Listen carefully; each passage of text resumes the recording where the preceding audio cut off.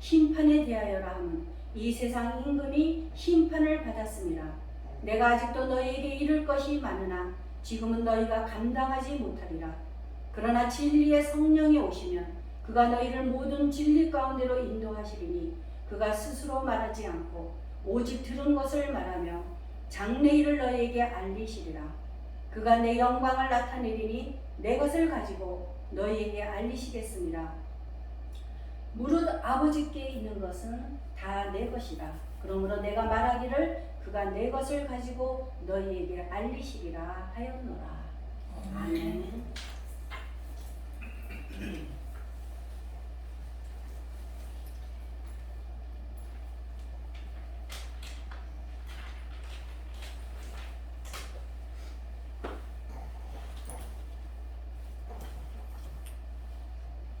독일의 음악가 핸델의 이야기입니다. 그는 그 음악에서 거둔 명성이 대중의 취향 변화와 또 라이벌 오페라단의 등장으로 이중고에 시달리면서 점차적으로 시들해지기 시작했습니다. 그런 그가 초라하고 무기력한 모습으로 어느 교회 문 앞에 서서 기도를 했습니다. 하나님, 어찌하여 저에게서 창작의 영감을 거두어 가시나이까 하면서 부르짖었습니다. 거리를 방황하던 그가 집에 와보니 찰스 제넌스라는 삼류 시인이 써보낸 예수의 일생에 관한 성시가 배달되어 있었습니다. 이것을 보고 핸델은 몹시 자존심이 상했습니다. 내가 이런 삼류 시인과 어울리는 존재가 되었단 말인가 하고 그는 불쾌했지만 그 시를 뒤적거렸습니다. 그런데 갑자기 시 한 구절이 그에게 와 닿았습니다. 그는 사람에게 버림을 받고 멸시를 받았도다. 그는 아무에게도 위로를 받지 못하였도다. 그러나 그는 하나님을 믿었도다. 그분이 내게 안식을 주시리라. 나는 그분이 살아계심을 믿노라. 기뻐하라. 할렐루야. 그 구절이 그의 온몸에 전기 충격 같은 스파크를 일으키며 뜨거운 전율을 주었습니다. 그는 식음을 거의 전폐하고 심지어 잠자는 것까지 잊고 오선지와 펜을 잡고 떠오르는 영감의 섬유를 하나도 놓치지 않고 기록하였습니다. 그렇게 해서 완성된 것이 바로 위대한 오라토리오 메시아입니다. 그는 이 곡을 만드는 과정 속에서 하늘나라의 문이 열리는 것을 보면서 하나님이 바로 거기 계신다고 소리쳤다고 합니다. 이 음악은 크리스마스가 되면 여기저기서 들리는 아주 익숙한 곡입니다. 핸델의 오라토리오란 기도실이라는 뜻의 이탈리아어로 성경의 내용으로 만든 대규모의 종교적인 음악을 말하는 것입니다. 핸델은 어려서부터 혼자 음악 공부를 했고 어려움이 많았지만 남을 돕는 일이라면 자기 호주머니를 비워서 돕는데 아끼지 않았다고 합니다. 이 메시아도 자선음악회를 위해서 만든 것으로 예수님의 탄생과 고난과 죽음과 부활을 다룬 총 2시간 반짜리 음악입니다. 핸델은 이 엄청난 대곡을 24일 만에 작곡했는데 많은 사람들에게 감동을 주면서 환호를 받았다고 합니다. 그 후로 지금까지도 할렐루야가 합창되면 모든 청중들이 일어나서 감상을 하는 전통이 이어지고 있다고 합니다. 이렇게 인간과 사회에 유익을 끼치는 예술이나 과학, 문화가 창조주 성령 하나님께서 인간에게 부여하신 은사들이라는 것입니다. 사랑하는 성도 여러분, 여러분들에게 주어진 은사는 무엇입니까? 사람들은 이 질문을 하면 대부분 은사가 없는 것 같다고 대답들을 합니다. 오래전에 제가 멘토 목사님에게 저는 은사가 없는 것 같은데 무엇일까요? 하고 질문을 한 적이 있습니다. 멘토 목사님은 저에게 호감인 것 같다고 말하셨습니다. 그리고는 사람들에게 받는 그 호감을 잘 활용해서 하나님의 일을 하라고 말씀하셨습니다. 보통 성도들은 유명한 목사님들이나 믿음이 좋다고 하는 분들에게만 은사가 주어진다고 생각들을 합니다. 그러나 이렇게 생각하는 성도들은 성령의 은사에 대해서 정확한 지식이 없는 것입니다. 며칠 전에 저희 아들이 제게 이런 말을 했습니다. 누나와 자기는 아주 탁월하게 사람을 볼 줄 아는 감각과 자질을 가지고 태어났다고 확신을 했습니다. 바로 그것이 은사인 것입니다. 그동안 자신들이 가지고 있는 은사를 발견하지 못했을 뿐입니다. 저희 딸은 그 은사를 사용하여 당근마켓이라는 장으로 수입을 얻고 그것에 대하여 11조를 하고 있습니다. 가르쳐준다고 아무나 다 잘하는 것이 아닙니다.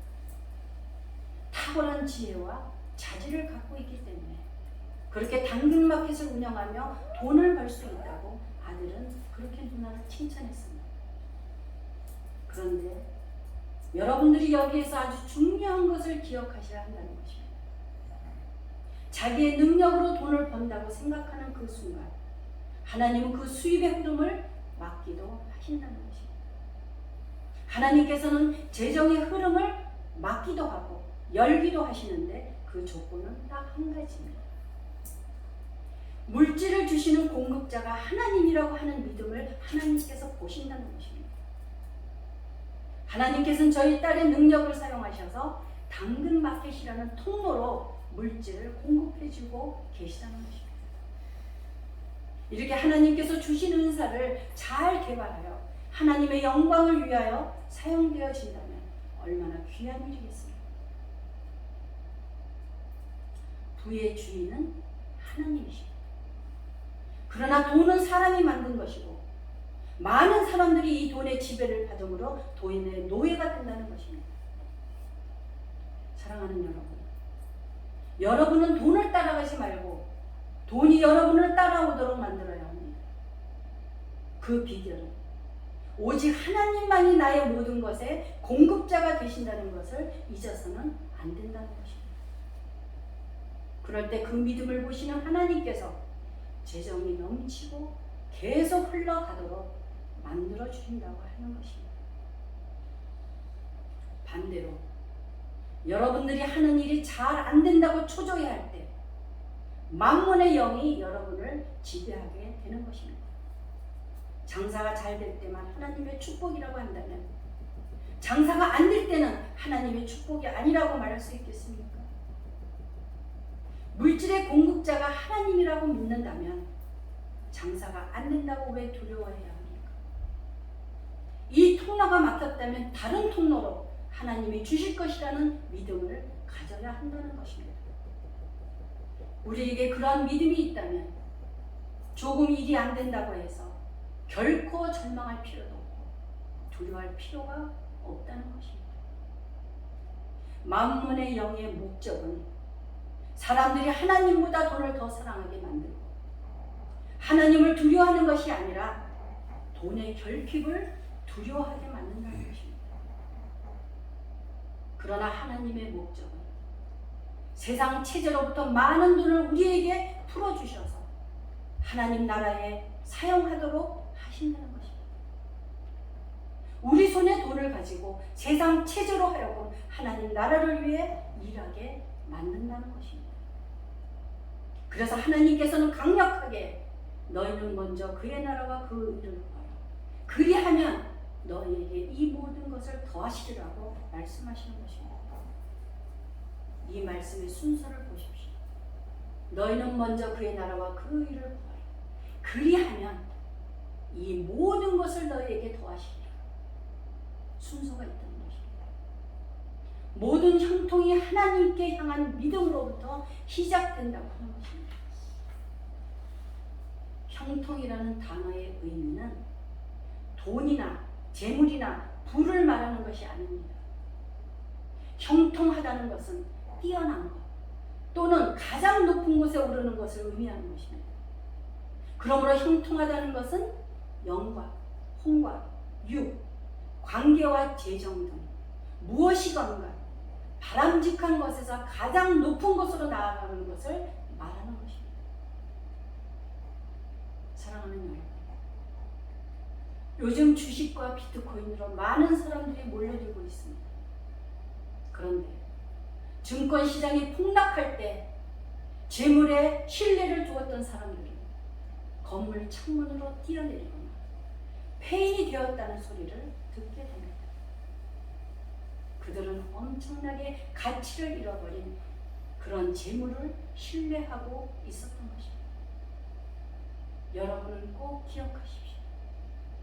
하나님께서는 우리 삶 가운데 남아도는 돈이 있기를 원하십니다. 하나님이 원하실 때 쓸 수 있도록 준비되어 있기를 원하신다는 것입니다. 돈이나 재물은 주님께서 요구하실 때에 즉각적으로 사용될 수 있기를 원하신다는 것을 기억해야 합니다. 부와 소유권의 주인은 하나님이십니다. 그분은 우리가 그 부의 공동 소유자가 되도록 우리의 손에 두셔서 대를 물려가며 축복이 되기를 원하고 계시다는 것입니다. 그러기 위해서는 우리들이 돈을 신뢰해서는 안 되고 물질이 금방 없다고 두려워해서도 안 되는 것입니다. 하나님만이 우리가 필요한 모든 것의 공급자가 되신다는 그것을 기억해야 된다는 것입니다. 여러분들은 악인들의 형통한 것을 부러워하지 마십시오. 그들은 이미 하나님의 영역에서 벗어나 있기 때문입니다. 고린도전서 12장 11절에 보면 이 모든 일은 같은 한 성령이 행하사 그의 뜻대로 각 사람에게 나누어 주시는 것입니다. 이렇게 성령의 은사는 모든 사람에게 다양한 것으로서 모두 중요한 것입니다.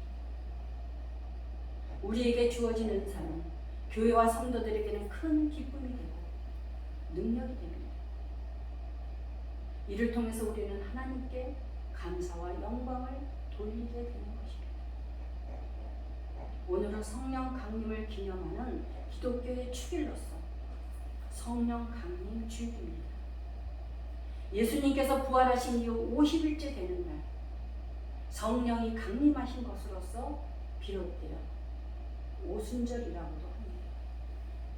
사도행전에서 보면 오순절 120명의 제자들이 모여서 기도를 드릴 때 성령이 임하게 되고 모두가 방언의 은사를 받는 것을 볼 수 있습니다.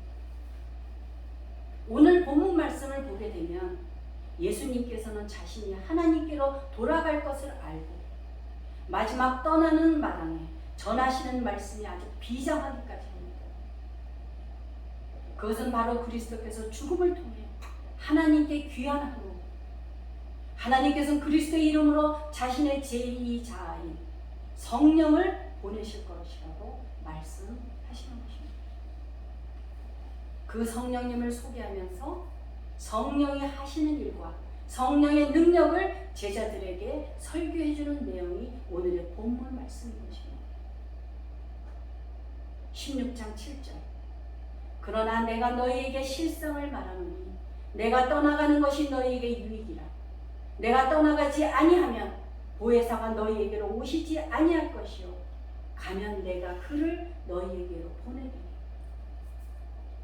여기에서 보혜사란 헬라어로 파라클레토스라고 합니다. 그 뜻을 보면 변호자, 대언자, 돕는 자, 위로자, 격려자라는 뜻과 함께 돕기 위해서 부름을 받은 자라는 뜻입니다. 예수 그리스도께서는 승천하시기 전에 우리에게 그러한 보혜사를 보내주실 것을 약속하셨습니다. 보혜사 성령님은 하나님의 자녀들에게만 오는 분이시며 우리를 고아처럼 홀로 내버려 두시지 않고 우리와 함께 계시면서 우리를 도와주는 분이시라는 것입니다. 그러므로 우리가 예수님을 영접하는 그 순간부터 우리 안에는 성령님이 함께 하신다는 것입니다. 사랑하는 여러분, 제가 소망교회 새벽 기도를 열심히 다닐 때 곽선희 목사님께서 기도 중에 성령 하나님, 우리에게 기도를 가르쳐 주십시오. 이 기도가 그때는 제가 이해가 되지 않았습니다. 우리는 기도라고 하면 모두 다 두려워합니다. 기도할 것도 없는 것 같고 어떻게 할지 당황해합니다. 그런데 로마서 8장 26절에서 이렇게 말씀합니다. 이와 같이 성령도 우리의 연약함을 도우시나니 우리는 마땅히 기도할 바를 알지 못하나 오직 성령이 말할 수 없는 탄식으로 우리를 위하여 친히 간구하십니다. 이렇게 성령은 우리를 도우시는 분이십니다. 기도라는 것은 있는 그대로를 하나님께 아뢰며 하나님과 대화를 하는 것입니다. 그런데 이 기도는 훈련에서 나오는 것입니다. 평상시에 하지 않던 기도를 갑자기 하려면 어려운 것은 당연한 것입니다. 기도가 습관이 되면서 하나님과 소통을 하다 보면 나만을 위한 이기적인 기도에서 이타적인 기도를 하게 되고 하나님의 뜻을 따라서 기도가 점차적으로 바뀌게 된다는 것입니다. 성도의 신앙은 하루아침에 이루어지는 것이 아닙니다. 점진적으로 성화되어 가면서 우리의 기질도 변하고 성숙한 그리스도인이 되는 것입니다. 이렇게 우리가 신앙생활을 잘 하도록 도우시는 분이 바로 성령님이십니다. 하나님의 속성은 무궁무진하지만 그 중에서 하나님께서 제일 가장 기뻐하시는 것은 정직과 신실함입니다. 우리가 어떠한 경우에도 정직함으로 복을 받는다는 것을 아주 교훈적으로 아주 좋은 예화가 있습니다. 18세기 말 나폴리의 총독인 오수나 공작이 스페인의 바르셀로나를 방문했을 때의 일입니다. 항구에는 죄수들이 노젓는 배 한 척이 정박해 있었습니다. 총독은 곧장 그 배로 올라가서는 죄수들을 한 사람씩 불러 무슨 죄를 지었기에 이렇게 고생을 하고 있느냐고 물었습니다. 죄수들은 판사가 뇌물을 받고 억울하게 판결을 했다.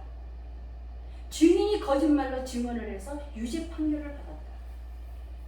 친구가 배반하여 누명을 뒤집어 썼다. 이렇게 모두 다 자기 변명으로만 일관하며 대답했습니다. 그런데 맨 마지막으로 나와서 말하는 죄수는 달랐습니다. 총독님, 저는 벌을 받을 죄를 짓고 왔습니다. 저는 돈이 필요해서 남의 지갑을 훔쳤습니다. 죄를 지었으므로 이리 고생하는 것은 당연합니다. 자신의 죄를 솔직히 고백한 이 정직한 죄수의 말에 감동을 받은 총독은 간수에게 이렇게 말했습니다. 이 사람은 정말 죄인이군. 여기에는 죄를 지은 사람은 단 한 사람도 없다는데 이 죄인이 여기에 함께 있는 것은 다른 사람에게 나쁜 영향을 끼치게 되니 이 죄수를 얼른 밖으로 내보내거라. 자신이 저지른 죄를 정직하게 말한 죄수는 특사를 받고 자유의 몸이 되어 그 뒤로 남을 위해 열심히 살았다는 이야기입니다. 우리가 어떻게 살아가야 복을 받을지를 잘 교훈하는 이야기입니다. 이제 13절을 보면 그러나 진리의 성령이 오시면 그가 너희를 모든 진리 가운데로 인도하시리니 그가 스스로 말하지 않고 오직 들은 것을 말하며 장래일을 너희에게 알리시리라. 성령님의 특징은 진리의 영이십니다. 세상의 악은 빛과 진리를 거부합니다. 스스로의 악행이 드러나기 때문입니다. 악을 행하는 자마다 빛을 미워하여 빛으로 오지 아니하나니 이는 그 행위가 드러날까 함이라고 성경은 말씀하고 있습니다. 그래서 옳고 그름을 분별할 수 있는 진리의 영인 성령님을 거부하기 마련인 것입니다. 이런 세상을 향해서 성령님은 죄가 있다는 것을 증거하시는 것입니다. 예수님이 이 땅에 오셔서 이미 많은 증거를 보이셨으나 세상의 많은 죄와 그에 물든 사람들은 예수님을 거부했던 것입니다. 이에 대해서 하나님은 진노하시는 것입니다. 사랑하는 여러분, 이 혼탁한 세상을 바로잡을 것은 진리 외에는 없습니다. 진리의 영은 우리들에게 악한 영향력을 행사하지 않고 우리들의 정신을 맑게 해주며 더 높은 가치를 추구하게 한다는 것입니다. 초월자이신 하나님께서 예수 그리스도를 통해서 이 세상에 오셔서 자신을 계시하시고 우리의 구원을 이루어 주신 것입니다. 성령은 그리스도와 하나님의 영이십니다. 우리는 그 성령에 이끌려 살아가야만 한다는 것입니다. 저는 이번 주 중에 성령에 이끌려 사는 삶에 관하여 짧게 간증을 하며 오늘 말씀을 마치려고 합니다. 저는 이번 주 중에 설교를 준비하는데 많이 힘들었어요. 머릿속에 하얗게 아무 생각이 떠오르지를 않고 안개가 끼어있는 것 같았습니다. 본문 말씀은 정해져 있으나 핵심이 무엇을 말하고자 하는지 전혀 감이 잡히질 않았던 것입니다. 하나님이 주시고자 하시는 메시지가 무엇인가를 하나님께 계속 질문하였습니다. 보통은 금요일에 설교가 거의 완성이 되어져야 했음에도 불구하고 머릿속에 영감이 전혀 떠오르지를 않았던 것입니다. 그런데 금요일이 되어서 원래 제가 생각했던 메시지가 아닌 하나님께서 전하시고자 하는 핵심이 다른 것이라는 것을 깨닫고 놀랐던 것입니다. 제가 며칠 전에 우연히 책꽂이에서 어떤 책을 읽을까 찾다가 우연히 그리스도인의 재정 원칙이라는 책을 읽게 되었습니다. 당연히 그거는 금요일 전날까지 다 읽었습니다.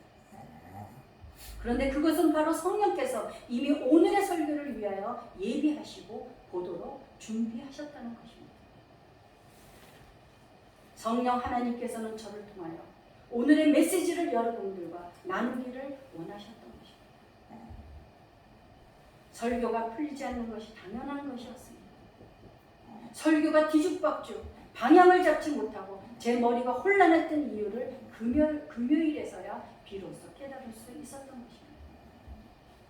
매번 경험하고 체험하지만 이번에도 그러한 성령의 이끌림이 있었음을 간증하고 있는 것입니다.